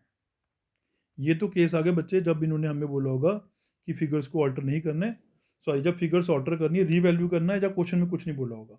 अगर बोला होगा कि फिगर्स को ऑल्टर नहीं करना है, तो then you have to prepare memorandum revaluation account. मैंने मेमोरेंडम रीवैल्यूएशन अकाउंट का फॉर्मेट बताया था बच्चे आपको, सेम। सबसे पहले रीवैल्यूएशन अकाउंट बनाया, फिर ये अमाउंट हमने ट्रांसफ़र कर दी यहाँ पे। अगर यहाँ पे प्रॉफिट हुआ होगा बच्चे, ठीक है, तो यहाँ पे क्या हो जाएगा, लॉस हो जाएगा, न्यू रेशियो में ट्रांसफ़र कर देना है। ठीक है बच्चे, तो अगर यहाँ पे हमें लॉस हुआ होगा तो यहाँ प्रॉफिट हो जाएगा, तो क्या करेंगे, न्यू रेशियो निकाल देंगे। यहाँ पे न्यू रेशियो में हम पार्टनर्स को ट्रांसफ़र कर देंगे। तो मेमोरेंडम रीवैल्यूएशन अकाउंट बहुत ईजी है। अब बच्चे आपके पास कोई एक्यूमुलेटेड प्रॉफिट होगा, लॉस होगा, या रिजर्व्स होगा, उसका क्या ट्रीटमेंट हुआ। जैसे प्रॉफिट लॉस में प्रॉफिट दिया, जनरल रिजर्व दिया, रिजर्व फंड दिया है, कोई भी रिजर्व दिया, वर्कमैन कंपनसेशन रिजर्व दिया, जब वर्कमैन कंपनसेशन फंड दिया हुआ आपको, आपने सारा ट्रांसफर कर देने ऑल पार्टनर्स को ओल्ड रेशो में। और अगर लॉसेस होंगे तो हमने क्या करना है, राइट ऑफ कर देनी है। ठीक है बच्चे, अगर बच्चे लॉसेस होंगे तो राइट ऑफ कर देंगे। ठीक है, फिर हमें रिवर्स एंट्री पास हो जाएगी। अगर अगर क्वेश्चन बोला गया होगा कि खाली रिटायरिंग पार्टनर को ट्रांसफर करो, तो हमने क्या करना है, रिटायरिंग पार्टनर का जितना भी शेयर होगा उसको ट्रांसफर कर देंगे हम। ठीक है बच्चे, फिर अगर अब क्वेश्चन बोला होगा when retiring partners is given to him without changing the balance of reserves and profit. अगर अपने रिटायरिंग पार्टनर के शेयर को उसको देना है, मगर रिजर्व्स और प्रॉफिट की वैल्यू को चेंज नहीं करना है, तो फिर आपको क्या करना है, आपको गेनिंग रेशियो में क्या करना पड़ेगा, जो कंटिन्यूइंग पार्टनर है, जो रिटायरिंग पार्टनर है उसको पे करेंगे। तो एंट्री क्या करेंगे, कंटिन्यूइंग पार्टनर कैपिटल अकाउंट या to retiring partner capital account gaining ratio में। ठीक है बच्चे। तो लॉसेस का मैंने बताया अभी आपको कि अगर लॉस दिया होगा कोई तो राइट ऑफ कर देंगे। तो एंट्री क्या आ जाएगी, all partners capital account D R old ratio में to deferred expenditure account to profit loss account. ठीक है बच्चे। तो सेम अगर रिटायरिंग पार्टनर के लिए खाली राइट ऑफ करना होगा तो रिटायरिंग पार्टनर का शेयर निकालेंगे खाली। तो retiring partner capital account D R to deferred expenditure account to profit loss account. और अगर बोलेगा क्लोज नहीं करना है, ठीक है बच्चे, तो सेम रिवर्स एंट्री हो जाएगी। जैसे यहाँ पे आपकी continuing partner capital account D R to retiring partner होगी थी, यहाँ पे रिवर्स हो जाएगी। यहाँ पे क्या हो जाएगी, retiring partner capital account D R to continuing partner capital account. ठीक है बच्चे, गेनिंग रेशियो में। अब बच्चे कभी कभी आपको पार्टनर्स लोन अकाउंट बनाने के लिए बोलते हैं, काफ़ी देर से क्वेश्चन नहीं आया पर आ सकता है। मान लेते हैं एक पार्टनर रिटायर हो गया है, उसका जो अमाउंट ड्यू था वो 20,000 था, जिसका मतलब पार्टनर कैपिटल अकाउंट बनाया था। मान लो एक पार्टनर है ए, उसका अमाउंट जो ड्यू था वो 20,000 रुपीज़ था। ठीक है, फर्म कह रही है ये 20,000 रुपीज़ हम आपको 5,000 की इंस्टॉलमेंट में पे करेंगे। ठीक है बच्चे, या आपको बोलेंगे कि हम आपको 4 इंस्टॉलमेंट में पे करेंगे। तो अगर 4 इंस्टॉलमेंट में पे करेंगे तो 4 5 से कितना होता है 20, तो 5,000 रुपीज़ की एक इंस्टॉलमेंट होगी। ये बोलेगा कि आपको जो इंस्टॉलमेंट मिलेगी वो 31st, मान लेते हैं 31st मार्च 2020 से मिलेगी। तो आपको बोलेंगे पार्टनर्स लोन अकाउंट नाउ, तो नाउ आपको एस लोन अकाउंट बनाना पड़ेगा। ठीक है बच्चे। अब मैं आपको एक छोटा सा कंसेप्ट दे देता हूँ उसका, कि कल आपको अगर बोर्ड में क्वेश्चन पूछा जाए तो आप कंफ्यूज मत हो। यहाँ लिखा date, particular amount, date, particular amount. ठीक है बच्चे। सबसे पहले हमने कहा हम आपको 31/3/20 को पहले इंस्टॉलमेंट देंगे। तो इसका मतलब आपका जो कैपिटल अकाउंट में अमाउंट ट्रांसफ़र होगा वो 2019 को होगा, 1 अप्रैल 2019 को। तो यहाँ लिखेंगे बाय एस कैपिटल अकाउंट। तो बच्चे कितना आएगा, 20,000 रुपीज़। ठीक है। अब आपको बोलेंगे 5,000 इंस्टॉलमेंट पे करेंगे। ठीक है, कोई इंटरेस्ट भी बोला होगा, जैसे मान लो बोलेगा 5% इंटरेस्ट भी पे करेंगे आपको। ठीक है, क्योंकि विदाउट इंटरेस्ट तो कोई भी पार्टनर नहीं लेगा ना, वो बोलेगा सारा पैसा इकट्ठा पे करो। अगर इंस्टॉलमेंट में पे कर रहे हैं तो इंटरेस्ट मांगेगा। तो पहला इंटरेस्ट कब पड़ेगा, 31 मार्च 2020 को। कितना इंटरेस्ट पड़ेगा, बाय इंटरेस्ट अकाउंट 20,000 का 5%, तो बच्चे आ गए 1,000 रुपये। ठीक है, यहाँ पे आ गया 21,000 रुपीज़। तो पहली इंस्टॉलमेंट कितनी मिलेगी, 5,000।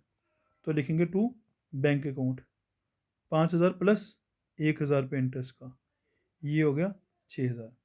तो ठीक है, तो यहाँ पे बैलेंस कितना बच गया हमारे पास, 15,000। तो यहाँ लिखा मैंने टू बैलेंस कैरी डाउन 31/3/20 को। ठीक है बच्चे।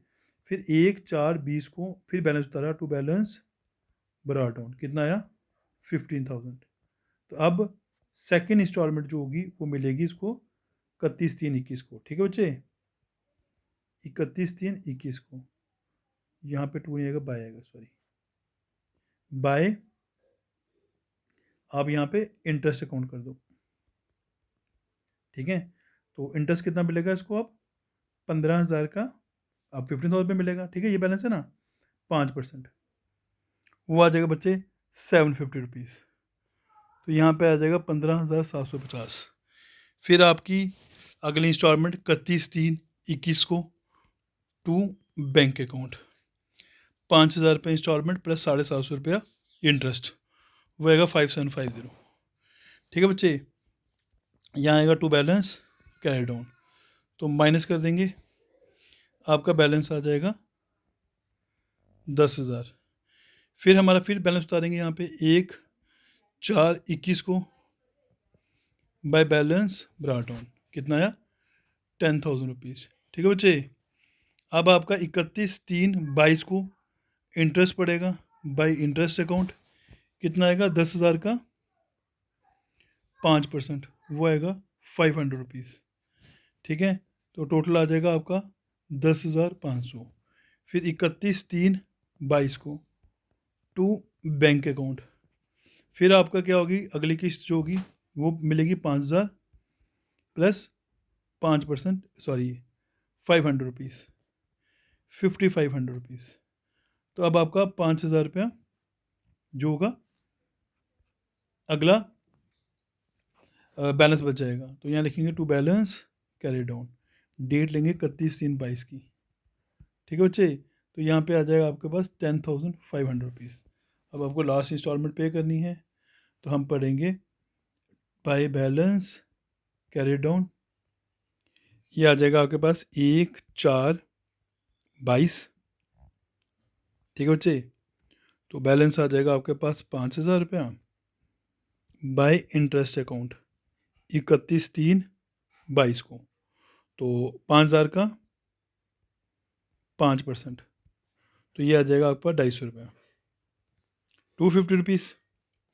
तो ये आ जाएगा 5250। अब लास्ट इंस्टॉलमेंट आपकी 31/3/22 को हो जाएगी, 23 को, सॉरी यहाँ 23 आएगा। ठीक है बच्चे, टू बैंक अकाउंट ये आ जाएगा 5000 plus 250 rupees interest, that is 5250। बस आपका बैलेंस ख़त्म हो गया बच्चे। ठीक है, इस तरीके से करेंगे। तो 5 इंस्टॉलमेंट पे करनी थी, 1 इंस्टॉलमेंट, 2 इंस्टॉलमेंट, सॉरी 4 इंस्टॉलमेंट पे करनी थी आपको 5,000 की, 20,000 है ना। तो 1 इंस्टॉलमेंट, 2 इंस्टॉलमेंट, 3 इंस्टॉलमेंट और 4 इंस्टॉलमेंट। तो इस तरीके से अगर लोन अकाउंट बनाने के लिए बोलेंगे तो हम लोन अकाउंट इस तरीके से बनाएंगे। देखिए बच्चे, नेक्स्ट टॉपिक है आपका डेथ ऑफ ए पार्टनर। बच्चे, डेथ और रिटायरमेंट में कोई फ़र्क नहीं है, बस रिटायरमेंट में डेट फिक्स होती है, डेथ में डेट फिक्स नहीं होती कि पार्टनर की डेथ कब होगी। ठीक है, उस केस में क्या होता है, जो जिसकी डेथ होती है पार्टनर का, उसका जो लीगल हायर होता है उसको पैसे मिलेंगे। तो हमने कैपिटल अकाउंट वैसे बनाना है, डिजीज पार्टनर कैपिटल अकाउंट वैसे बनेगा जैसे आपका रिटायरमेंट में कैपिटल अकाउंट बना था। ठीक है बच्चे, बैलेंस ब्रांड उतारना है, रिवेल्यूशन का प्रॉफिट उतारना है, एक्यूमुलेटेड प्रॉफिट उतारना है, interest on capital, joint life policy, profit loss suspense account बताऊंगा क्या होता है अभी आपको। फी कमीशन कोई सैलरी देनी होगी वो क्रेडिट करेंगे, जो अमाउंट पार्टनर से लेने हैं वो सारे डेबिट कर देंगे। फिर देखेंगे उसके एग्जीक्यूटर, क्योंकि यहाँ पे अमाउंट जो होगा उसके एग्जीक्यूटर अकाउंट में ट्रांसफर होगा, तो जो अमाउंट बचेगा उनके अकाउंट के एग्जीक्यूटर अकाउंट में ट्रांसफर कर देंगे। अब इसमें क्या होता है, केसेस होते हैं कि जब पार्टनर की डेथ हो जाती है, अब पार्टनर की डेथ बीच में हो जाती है, ठीक है, अब पता थोड़ी होता है कि हमारे अकाउंट्स क्लोज होंगे, मान लिया जाए 31 मार्च को, 31 मार्च को अकाउंट्स क्लोज होंगे, तो पार्टनर की डेथ 31 मार्च से पहले भी हो सकती है या 31 मार्च के बाद में भी हो सकती है। प्रॉफिट निकला है कि नहीं निकला उससे पहले भी डेथ हो सकती है। तो इस केस में प्रॉफिट कैसे डिस्ट्रीब्यूट करेंगे, मतलब कि जैसे मान लेता हूँ कि पार्टनर की डेथ 31/4 या 31/6 को कर लेता हूँ, 31/6 को, 31/6 को 20 को हुई थी, 31/6/20 को पार्टनर की डेथ हुई थी। अब हमारा अकाउंट क्लोज कब होगा, 31/3/21 को। तो इसका मतलब प्रॉफिट अभी निकला ही नहीं, पार्टनर की डेथ हो गई है। तो इस केस में हम क्या करेंगे, प्रॉफिट कैसे कैलकुलेट करेंगे वो समझाता हूँ आपको मैं। ठीक है बच्चे, तो कभी कभी हम क्या करते हैं, जो लास्ट ईयर का प्रॉफिट होता है वही मान लेते हैं कि हमारा करंट ईयर का प्रॉफिट वही हो जाएगा। तो हम क्या करते हैं कि जो लास्ट ईयर का प्रॉफिट को करंट ईयर का प्रॉफिट मान के पार्टनर को प्रॉफिट अमाउंट ट्रांसफ़र कर देते हैं। जैसे A B C पार्टनर हैं, फर्म ने प्रॉफिट अर्न किया 40,000 रुपीज़, ठीक है बच्चे, लास्ट ईयर का 31 मार्च 2022 को। इनकी प्रॉफिट शेयर रेशो 5:3:2 थी रिस्पेक्टिवली। सी डाइड ऑन 30 जून 2022। सी की डेथ 30 जून को हुई है, मतलब अकाउंट क्लोज हुए आपके 31 मार्च को, तो 3 महीने के बाद सी की डेथ हो गई है। ठीक है बच्चे, कहता बताओ जी सी शेयर ऑफ प्रॉफिट, कहता आप सी शेयर ऑफ प्रॉफिट निकाल के बता दो। तो अब बच्चे देखिए, सी की डेथ कब हुई, 3 महीने के बाद। तो प्रॉफिट क्या बोल रहा है, find out his share of profit on the base of last year profit. जो लास्ट ईयर का प्रॉफिट है ना, उसके बेस पे आप इसका प्रॉफिट निकाल लो। तो बच्चे देखिए, अब लास्ट ईयर का प्रॉफिट कितना, 40,000 रुपीज़। तो मैं सी शेयर ऑफ प्रॉफिट निकालता हूँ, ध्यान से देखना बच्चे आप। प्रॉफिट कितना था, 40,000 रुपीज़। सी का शेयर कितना है, 2/10। ठीक है, तो इसको 2/10 शेयर मिलना चाहिए। अगर पूरे साल का होता तब पूरे साल का मिलता, पर इसकी डेथ कितनी हुई, 3 महीने के बाद हुई है, तो इसको 3 महीने का प्रॉफिट मिलेगा। तो 3/12 से मल्टीप्लाई करेंगे। ठीक है बच्चे, तो ये आ जाएगा 2,000 रुपीज़। देखिए, सबसे पहले मैंने उसका शेयर लिखा, उनका शेयर ये था, अगर पूरे साल का होता तो पूरा साल का शेयर मिलता, पर प्रॉफिट 3 महीने का मिलेगा, 3/12 से मल्टीप्लाई करना है, तो 2,000 रुपीज़। अब एंट्री क्या करेंगे, profit and loss suspense account DR, क्योंकि अभी प्रॉफिट निकला नहीं है, इसलिए सस्पेंस अकाउंट को डेबिट करते हैं। ठीक है बच्चे, टू सीज कैपिटल अकाउंट कितना आएगा, 2000 रुपीज़, 2000 रुपीज़। तो फर्स्ट केस में अगर आपको ये प्रॉफिट लास्ट ईयर के बेस पे निकालना होगा तो ऐसे करेंगे। सेकंड केस में कभी कभी आपको बोलते हैं कि लास्ट ईयर के एवरेज प्रॉफिट निकाल लो, कभी बोलते हैं लास्ट 4 ईयर का एवरेज प्रॉफिट ले लो या लास्ट 3 ईयर का एवरेज प्रॉफिट ले लो।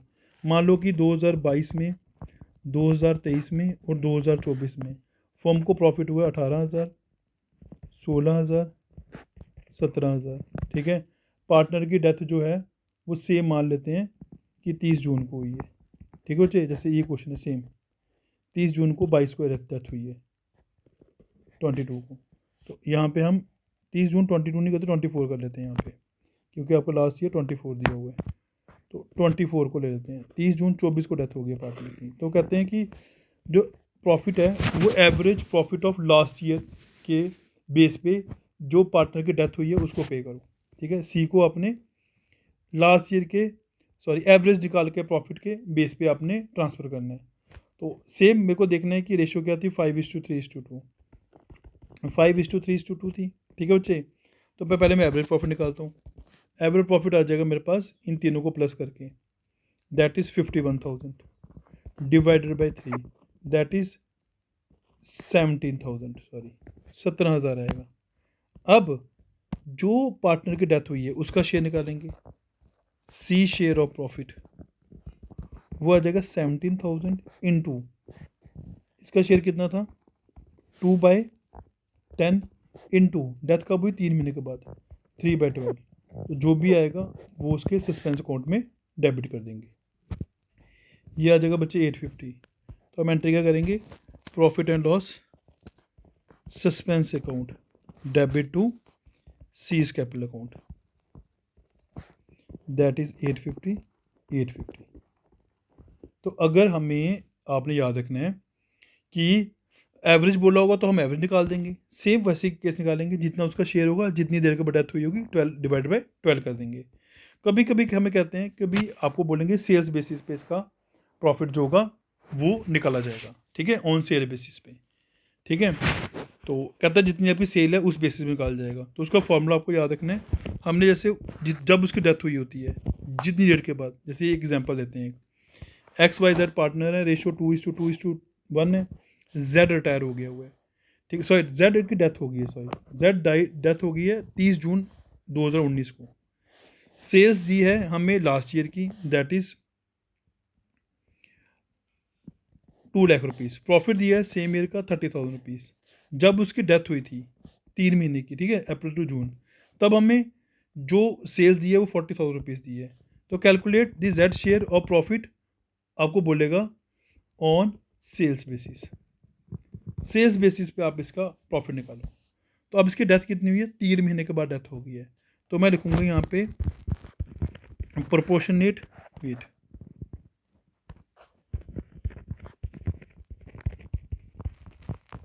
Proportionate profit for the 3 months. 3 महीने का हमको प्रोपोर्शनेट प्रॉफिट निकालना है। फॉर्मूला क्या है, total profit of last year divided by, ध्यान से मैंने बच्चे इसको, total profit of last year divided by total sale for last year into sale for जब तक उसकी डेथ हुई है 3 मंथ्स। ठीक है बच्चे,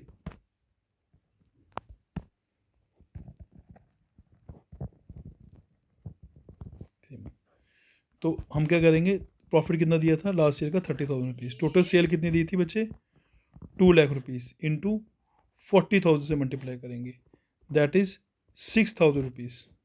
तो आपकी 3 महीने का प्रॉफिट कितना है, 6,000 आया। ये 3 महीने का प्रॉफिट बच्चे तीनों पार्टनर का आया हुआ है। अब डेथ किसकी हुई है, डेथ हुई है यहाँ पे Z की, तो Z का शेयर कितना है 1/5। अब Z शेयर निकालेंगे यहाँ पे, Z शेयर ऑफ प्रॉफिट वो आएगा 6,000 इंटू 1/5, दैट इज़ 1,200। तो इस वाले केस में आपने इस तरीके से इस क्वेश्चन को सॉल्व करना होता है। बच्चे कोई अकोमोडेटेड प्रॉफिट होगा, रिजर्व्स होगा, सेम ट्रीटमेंट है जो रिटायरमेंट में, ये ट्रांसफ़र हो जाएगा पार्टनर्स को ओल्ड रेशो में, ठीक है। उसी तरीके से ही गुडविल का ट्रीटमेंट भी सेम है। जो रिमेनिंग पार्टनर होंगे, ठीक है, वो जिस पार्टनर की डेथ होगी उसको पे करेंगे गेनिंग रेशो में। तो एंट्री क्या आएगी? एंट्री आएगी remaining partner capital account DR gaining ratio में to deceased partner capital account, ठीक है बच्चे। ये ट्रांसफ़र कर देंगे गुडविल का हिस्सा उसको गेनिंग रेशो में। अब आपको इंटरेस्ट ऑन कैपिटल भी निकालना चाहिए बच्चे। देखिए जैसे मान लो एक पार्टनर है, उसने 1/4/20 को फर्म को 1 लाख रुपया कैपिटल दी थी, ठीक है बच्चे। मान लेते हैं इसकी डेथ 30 जून 20 को होगी, ठीक है बच्चे। इसकी डेथ हो गई है, डाइड हो गया है, ठीक है। इतने को एक ही डेथ होगी। हमें रेट ऑफ इंटरेस्ट जो कैपिटल का था वो 10% है। तो बताओ जी इनको रेट ऑफ इंटरेस्ट कितना मिलेगा कैपिटल का?